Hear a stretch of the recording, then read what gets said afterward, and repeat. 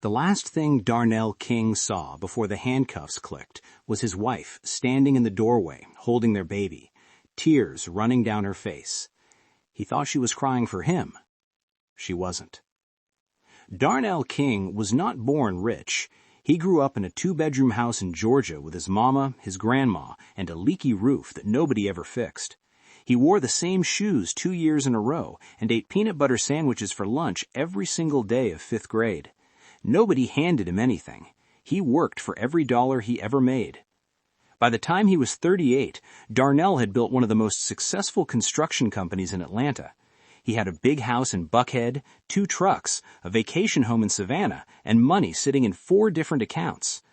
People in the community knew his name.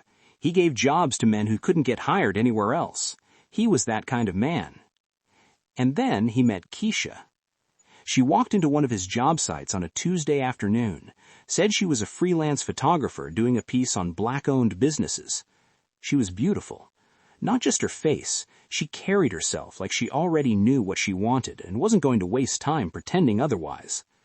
Darnell was not the type to fall fast, but he fell.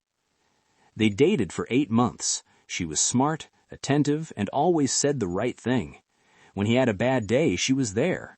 When he talked about his past, she listened like every word mattered. He introduced her to his mama, who liked her right away, which meant a lot to Darnell, because his mama didn't like anybody. They got married on a Saturday in October. Small wedding, just close people. His best friend Tegan stood next to him at the altar, grinning like a fool and whispering, "Don't mess this up, Dee." 14 months later, their son was born. They named him Miles. Life felt full. Darnell worked hard during the day and came home to a family at night. He trusted Keisha with the household accounts because she was organized and he was always busy. She paid the bills, managed the household staff, and handled things he didn't have time for. He never questioned it. That was mistake number 1. About 2 months after Miles was born, Keisha told Darnell she wanted to hire a new driver. Their old one had just quit. She said she had someone in mind, a man named Corey who came highly recommended. Darnell didn't think much about it. He was in the middle of a big contract. He told her to handle it. Corey started the following Monday. Darnell met him briefly one morning in the driveway. Medium height, quiet, kept his eyes down, seemed harmless. Darnell shook his hand, said a few words, and got back to work. He never looked too closely. That was mistake number 2. What Darnell did not know, what he had no reason to suspect, was that Corey was not a stranger. Corey and Keisha had been together for 3 years before Keisha met Darnell. They had never really ended things. They had only paused. The plan had started before the wedding. It was Keisha's idea first. He had watched Darnell from a distance, done his research, and realized just how much the man was worth. He brought it to Keisha one night and laid it out clean. She married Darnell, get close, get access. Then when the time was right, they would drain what they could and disappear together. The baby wasn't part of the original plan, but Keisha decided it made her look more committed, more trusted. She wasn't wrong. By the time Miles was 6 weeks old, Keisha had already moved a significant amount of money into accounts Darnell didn't know existed. She did it slowly, small transfers here and there, nothing that would set off an alarm right away. She had learned enough about his finances over 2 years to know where the money sat and how to move it quietly. But the money wasn't going to be enough on its own. Darnell was still a problem. As long as he was free, he could chase them. He could cancel accounts, call lawyers, call the police. They needed him out of the way permanently. So they built a case against him. It took 4 months of quiet work. Corey had a cousin who knew people. Fake documents were created. A paper trail was laid down that made it look like Darnell had been involved in a bid-rigging scheme, bribing city officials to win government construction contracts. The documents looked real. The wire transfers looked real. Even 2 men were paid to give statements saying Darnell had approached them directly. On a Thursday night in March, 6 officers showed up at the Buckhead house. Darnell was eating dinner when he heard the knock. He opened the door thinking it was a neighbor. Instead, he saw badges and a folded warrant. He looked back at Keisha. She was standing in the kitchen doorway holding Miles against her chest. Her eyes were wet. Her bottom lip trembled just enough. "Keisha," he said, "call Tegan." She nodded slowly. She never made that call. Darnell was taken in that night. Within 72 hours, he was charged. The evidence was stacked, the witnesses were confident, and his own financial records, the ones Keisha had carefully edited, made him look guilty in every direction. 13 months later, a jury came back with a verdict. Guilty. Darnell sat at that table and stared straight ahead while the room moved around him. He didn't cry, he didn't speak. He just sat there thinking about one thing. He had trusted her. And somewhere on the other side of the city, Keisha was already packing. The day Darnell was taken to prison, Keisha ordered Thai food and ate it on the couch. She didn't cry that night, not even a little. The house felt different without Darnell in it, quieter. Keisha walked through every room the morning after his sentencing like she was taking inventory, because she was. She ran her fingers along the kitchen counter, looked out the back windows at the pool, stood in the doorway of his home office and stared at the shelves lined with awards and plaques and framed photos of job sites he had built from nothing. She felt nothing looking at any of it. She had one goal now, and it had nothing to do with grieving. Corey came by that evening through the back gate the way he always did. They sat at the kitchen table with 2 laptops open and started moving through everything methodically. Bank accounts, investment portfolios, the vacation home in Savannah, a storage unit in Decatur that Darnell used for business documents and equipment. Keisha had passwords to most things. What she didn't have, Corey's people could get around. They gave themselves 3 weeks. That was the plan. 3 weeks to drain what they could, liquidate what was movable, and then disappear. Keisha had already looked at properties in another country. She had a bag packed and sitting in the back of her closet. Miles would come with her, not because she was a devout mother, but because leaving him behind would raise too many questions too fast. The first week went smooth. The second week, Corey got nervous. "We need to move faster," he told her one night, sitting across from her at the table. "People are going to start noticing the transfers." "Nobody is noticing anything," Keisha said. She didn't look up from a laptop. "Darnell is in a cell. His business partner thinks he's guilty. His mama stopped calling. There is nobody watching." Corey looked at her for a long moment. "What about Tegan?" Keisha's jaw tightened just slightly. "What about her?" "Tegan is a lawyer who lost. That's all she is." She said it with confidence, but that night, after Corey left, she sat alone in the dark living room and thought about Tegan for the first time in a long time. She had never fully liked her. There was something about the way Tegan looked at people, steady and unhurried, that made Keisha feel like she was being read, like every word she said was being quietly filed away somewhere. She pushed the thought down and went to bed. She should have taken it more seriously. Tegan Wade had known Darnell since they were both 15 years old. They grew up in the same neighborhood in Atlanta, 4 streets apart, and became friends the way kids do when they're thrown together enough times that eventually it just sticks. Darnell was the one with the big plans and the loud laugh. Tegan was the one who listened, asked sharp questions, and remembered everything. When Tegan got into law school, Darnell drove 4 hours to surprise her on move-in day with her favorite food and a card signed by half the neighborhood. When Darnell started his company, Tegan stayed up 3 nights in a row helping him understand every contract before he signed anything. That was just how they were. No keeping score, no conditions. Tegan had been at every single court date. She sat in the 3rd row, left side, in a dark suit, and she watched everything. She watched the witnesses, she watched the prosecutors, she watched the jury, and she watched Keisha, who sat in the front row with Miles and cried on cue every single time something bad was said about her husband. Tegan had watched Keisha the most. Something had been wrong from the beginning, and she had felt it in her chest the way you feel weather changing before the sky shows it. She couldn't name it during the trial. The case moved fast, the evidence looked solid, and the legal team handling Darnell's defense before Tegan got fully involved had already made costly mistakes. Tegan pushed hard to be lead counsel, but the judge had concerns about her closeness to Darnell and limited her role to assisting.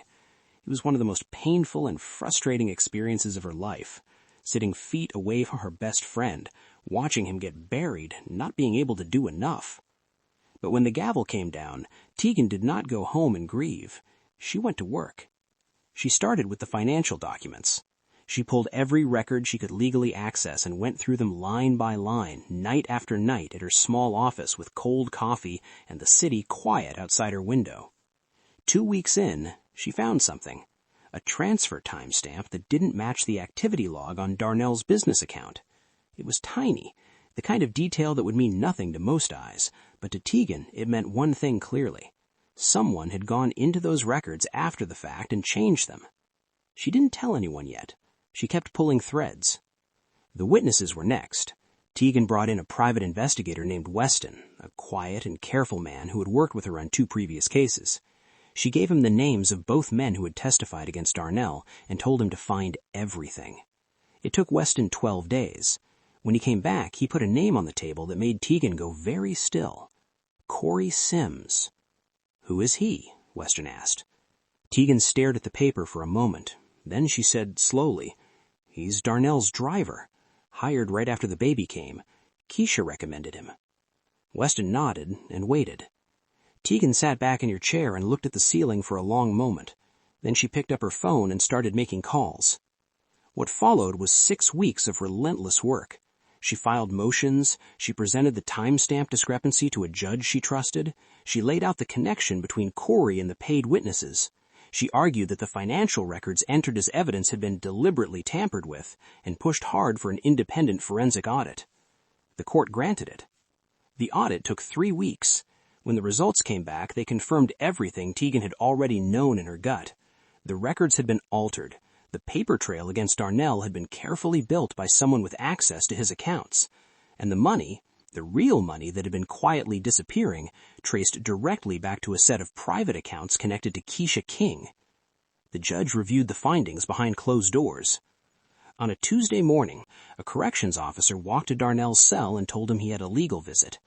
Darnell walked into the visitation room expecting paperwork. Instead, he found Tegan sitting at the table with a thick folder in front of her and an expression he had not seen on her face in a long time. Calm, certain, like a woman who had already won and was just waiting for the rest of the world to catch up. He sat down across from her without a word. "Talk to me," he said. She opened the folder and slid it across the table to him. He looked down at the first page and started reading.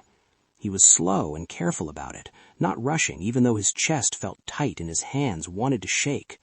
When he got to Corey's name on the 3rd page, he stopped. He looked up at her. "She hired him," Darnell said. "She hired him, and they've been running things out of that house ever since." The room was quiet around them. Somewhere down the hall, someone laughed loudly. A heavy door slammed. The light above them buzzed low and steady. Darnell closed the folder and was still for a long time. "How long before I'm out?" he asked. "The judge has the audit findings now. Based on everything I submitted, we're looking at full exoneration. Days, maybe a week." "Don't tell anyone," Darnell said. Tegan looked at him carefully. "Not even your mama?" "Nobody." His voice was quiet and flat and completely serious. "I don't want Keisha to know I'm coming." Tegan held his gaze for a moment. She understood exactly what he meant, and she didn't argue with it. "Okay," she said. "Nobody." She reached across the table and put her hand on his for just a second, the way old friends do when words have run out and presence is all that's left to offer. Then she pulled back, gathered her folder, and stood up. "I'll call you the minute it's signed." 5 days later, a judge signed the paperwork. Darnell King walked out of that prison on a Thursday morning in the same clothes he had been arrested in. No press, no cameras, no crowd. Just Tegan waiting at the curb next to a plain black car, holding a cup of coffee and a clean shirt, her hair pulled back and her eyes steady. He walked straight to her. She handed him the coffee without making it a moment. That was one of the things he had always valued most about her. She never made things bigger than they needed to be. She just showed up and did what was needed and let the moment be what it was. He took the coffee. He looked at her. "Thank you," he said. "Don't thank me yet," she said, and opened the car door. "We're not done." He got in. "Take me home," he said. She drove. Hi, listener. Have you subscribed for more juicy tales? Please do, and also share and like, comment in any way this story touched you or relates, and tell us where in the world this story found you as we continue. Keisha saw him first. She stopped walking so fast that the suitcase handle slipped from her hand and the bag toppled sideways onto the marble floor with a hard smack. The sound echoed through the big entryway. Corey walked into her back because he wasn't looking. He was carrying 2 bags and had his head turned, checking behind him. Then he looked up. And there was Darnell, standing at the front door with his arms crossed, his back straight, and his eyes fixed on both of them like he had been there for hours, like he had all the time in the world. He didn't say anything. He didn't move. He just looked at them the way a man looks at something he already fully understands and no longer needs explained. The silence was the worst part. Back up 40 minutes. Keisha had decided that morning was the day. 3 weeks had passed, and they had moved enough. The accounts were drained down to what looked like normal household funds. The Savannah property had been quietly transferred through a shell company Corey's people set up. 2 bags of jewelry, cash, and documents were packed and ready. Flights were booked under different names, leaving out of a small regional airport 2 hours outside Atlanta. She had fed Miles breakfast, handed him to the nanny with instructions that she was going out for the day, and told the nanny she could leave early once Miles went down to his nap. She did not tell the nanny she wasn't coming back. She changed her mind on taking Miles with her. Corey pulled the car around to the side entrance at 9 in the morning, like he was running a normal errand. Keisha brought the bags down herself, one at a time. She was calm. She'd been calm through this whole thing. That was what she was good at, keeping her face smooth while everything underneath moved fast and sharp. She took one last look around the house. She thought about Darnell for maybe half a second, not with guilt, more like closing a tab on a computer, something she was done with. She picked up the last bag and walked toward the front door. That was when she saw him. Darnell let the silence sit for a long time. Keisha's mouth opened, but nothing came out right away. Her brain was working fast. He could see it in her eyes, the way they moved slightly, like she was sorting through options, calculating, looking for a way to reframe what he was clearly looking at.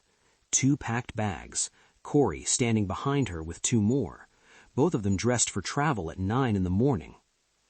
There was no version of this that made sense except the true one. "Darnell," she finally said.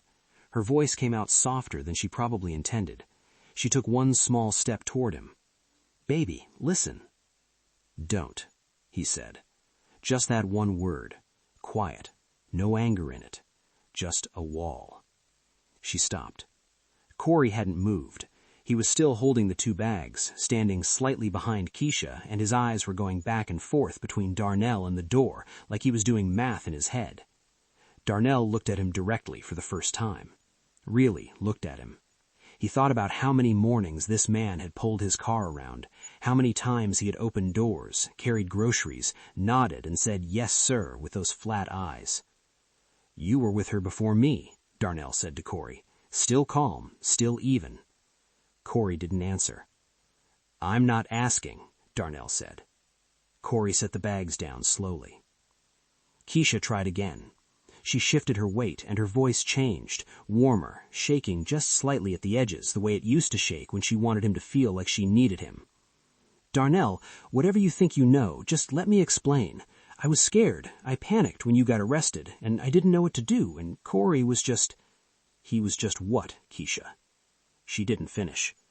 "He was just the man you planned this with, before the wedding, maybe before you even introduced yourself to me." Her face changed. Just for a second, something slipped. Then she pulled it back and reset her expression. But Darnell had seen enough. He reached into his jacket pocket and pulled out his phone. He turned the screen toward her so she could see it clearly. On the screen was a live video call. Tegan's face looked back from the left side of the screen. On the right side were 2 detectives Tegan had worked with throughout the appeal process, both of whom had been fully briefed and were currently sitting in a car at the end of the driveway. "They've been out there before you came downstairs," Darnell said. Keisha looked at the phone, then at the door, then at Darnell. For the first time since she'd known her, she looked genuinely lost. Corey moved first, not toward the door, but backward, 1 step, like his body was trying to find an exit that didn't exist. There was no other exit. The side door was locked. The back gate had been locked by Tegan's contact 2 hours before Darnell arrived. The house that Keisha had controlled for 2 years was not hers anymore in any way that mattered.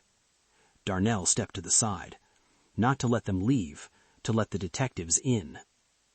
2 officers walked through the door, and it was over under a minute. Keisha didn't scream or run. She went quiet, in a way that was almost eerie, like a machine that had been switched off. She looked at Darnell one last time as they walked her out, and he thought she might say something real, something that wasn't calculated. She didn't. Corey went without a word. Darnell stood in the entryway alone after the cars pulled away. The house was completely still. He could hear the refrigerator humming in the kitchen. Somewhere upstairs, Miles was still asleep. He stood there for a while, just breathing. The months that followed were not easy. Easy was something Darnell never expected anymore. He had learned in that prison cell that easy was a thing people believed in before life showed them otherwise. What he had now was something better than easy. He had clarity. His lawyers, Tegan leading the team, pursued full legal action against Keisha and Corey. The case was not complicated. The evidence Tegan had already assembled for the appeal became the foundation of the prosecution. The audited accounts, the altered records, the wire transfers, the shell company tied to the Savannah property, the paid witnesses who, once they understood the weight of what they were facing, changed their stories quickly. Keisha and Corey were both charged. The trial was shorter than Darnell's had been. They were both convicted. Darnell got his son back fully. Miles was 2 years old and had no idea what any of it meant. He reached for Darnell the first morning they were alone together in the house and said "Dad" in a soft, uncertain voice, like he was testing whether the words still worked. Darnell picked him up and held him and didn't say anything for a long time. Tegan came by the house on a Saturday morning about 4 months after the conviction. She brought coffee and muffins from the bakery on Piedmont that Darnell had mentioned once in passing, which meant she had remembered it, which meant something. She was 29, sharp in a way that had nothing to do with being loud about it. She fought for Darnell not because she was paid to. The honest truth was she had worked half that case on her own time and her own dollar before anything official was in place. She had done it because she believed in what was right, and she was not the kind of person who could look away from wrong and keep sleeping at night. Darnell had noticed all of that. He had noticed her, but he had kept it quiet inside himself because the timing had never been right, and he was not a man who moved on feeling alone. They sat on the back porch and drank their coffee, and Miles played in the yard below, chasing a ball that kept rolling into the flower beds. "You doing okay?" Tegan asked. "Better," Darnell said. "Getting there." She nodded and looked out at the yard. The morning was cool, and the trees in the back were starting to turn. Atlanta in the fall had a specific kind of quiet to it that Darnell had always liked. "You saved my life," Darnell said. Tegan shook her head and said, "I just did what needed doing." "That's not a small thing," Darnell said. "Most people don't do what needs doing. They find reasons not to." She looked at him then, direct, the way she always was. "You would have done the same for me." "Yeah," he said, "I would have." Miles squealed from the yard, and both of them looked down at him. He had found a stick and was now deeply committed to poking the flower bed with it. Darnell smiled. Tegan laughed, a real one, small and unguarded. It was the most normal moment Darnell had experienced in longer than he can clearly remember. It was a beginning. 2 years later, on a Saturday in October, the same month he had married Keisha, but nothing like that day, Darnell and Tegan got married in the backyard of that same Buckhead house. Small gathering, close people. Miles, now 4, stood next to his father in a tiny suit and held the rings in a little velvet box with both hands, very serious about the whole thing. His mama sat in the front row and cried, the good kind of tears. Tegan walked across that backyard in a simple dress, and Darnell watched her come and thought about everything that had taken to get to this exact moment. The loss, the cell, the silence behind bars, the morning he stood at his own front door and watched his old life get walked out in handcuffs. All of it had led here. He took her hand when she reached him. "Don't mess this up, Dee," she whispered and smiled. He laughed, really laughed. "Not a chance."